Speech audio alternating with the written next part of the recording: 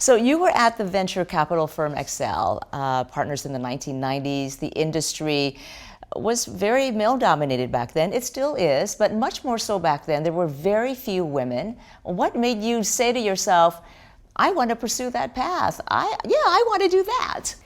You know, I came out here to come to Stanford for business school, and I thought I knew what venture capital was, but that really wasn't on my radar. My whole idea was, come to Silicon Valley and, well, at first I thought, join one of the big tech companies, but then being here in Silicon Valley during the time, literally, I remember while I was at business school downloading the first web browser. It was still Mosaic then, obviously became Netscape, so it was literally in Silicon Valley during the birth of the internet, right? Yeah. So the draw of going to a startup was very strong, and so I joined a startup that a couple of my classmates had started, a company called Release Software in 1996, and that was really how I became aware of what venture capital was. So venture wasn't really on my roadmap, but the idea of being an entrepreneur and raising venture capital was very much on the roadmap after going to Stanford.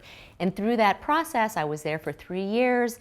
We went through 3 CEOs in 12 months. Oh my goodness. And that made me think about, maybe I should go on to another startup. I didn't think that was I didn't know a whole lot. I was still pretty green, but I was like, that's probably not a great sign for my startup Red stock. flag. And so I actually went to the VCs on my board. By then we had raised 3-4 rounds of venture capital, and said, look, I love the startup thing, my background, I have an engineering degree, I have Stanford MBA, I've now kind of been through the fundraising cycle here.